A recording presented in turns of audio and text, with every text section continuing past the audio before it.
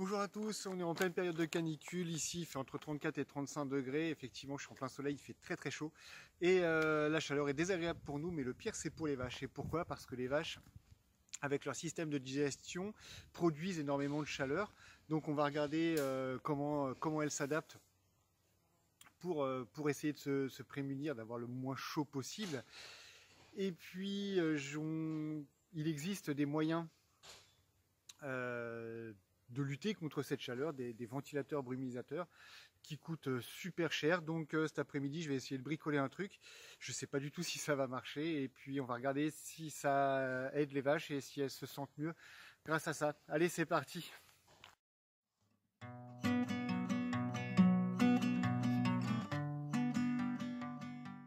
Donc en termes de bien-être animal, si vous me suivez régulièrement, vous commencez à connaître les principes.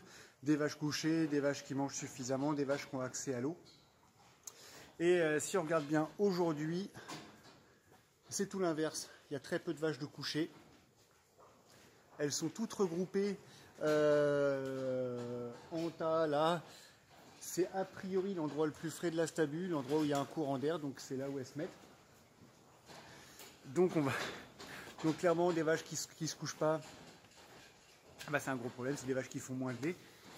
Donc c'est aussi des vaches, il y en a très peu qui ruminent. Et c'est la rumination, c'est l'ingestion de nourriture, la rumination quand on est couché qui font que les vaches font du lait. Donc là il y a une grosse diminution de production laitière.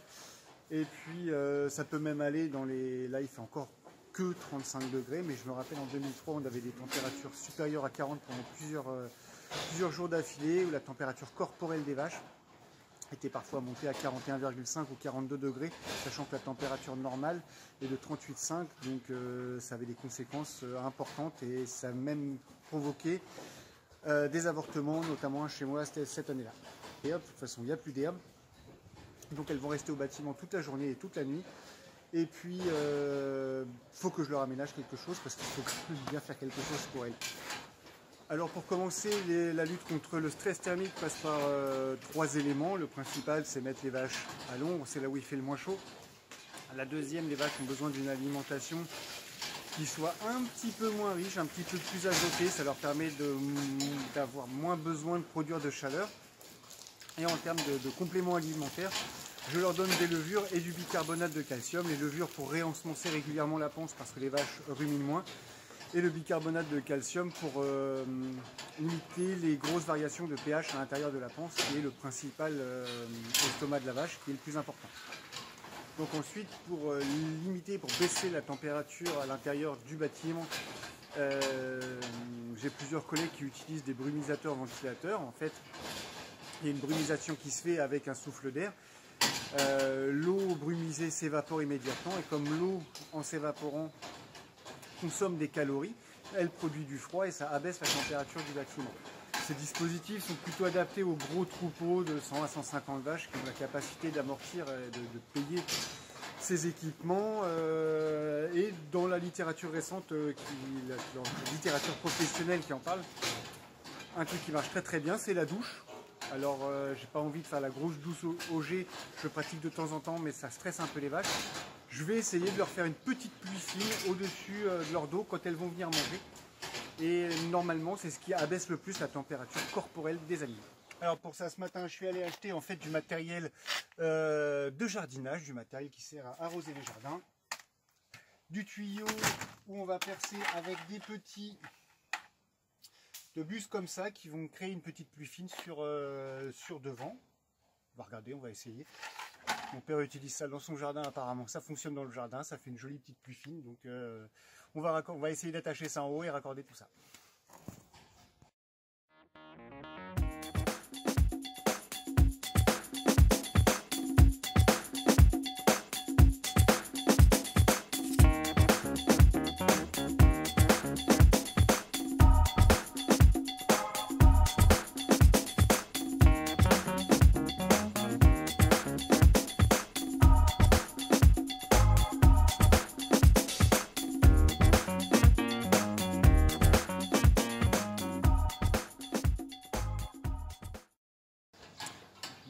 Bon, du coup j'ai mis mon tuyau là-haut, on le voit pas trop, bah si voilà là. J'ai mis mon tuyau là-haut, mais à mon avis, ça va être compliqué de le faire tenir. Donc je vais mettre une ficelle en renfort, on va attacher avec des colsons.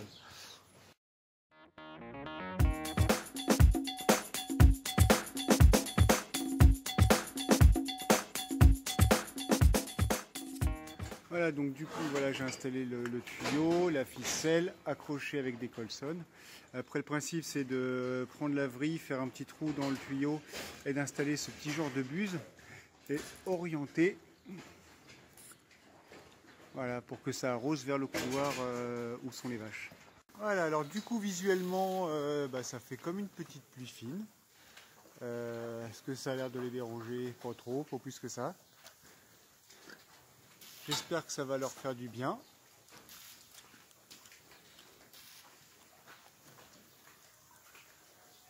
tout cas, ça ne les stresse pas. Alors voilà, petit bilan au bout de 3 jours de mise en route de la brumisation. Il y a des points négatifs, il y a des points positifs. Sur les points négatifs, c'est quand même des gouttes d'eau qui tombent. Et donc, c'est pas vraiment de la brumisation. À la brumisation, normalement, les gouttes s'évaporent directement. Donc, c'est un petit peu moins efficace qu'une vraie brumisation sur la température de l'air. Et ça occasionne une consommation d'eau trop importante. Donc, je ne peux pas le laisser en continu, par exemple, de 11h à 19h.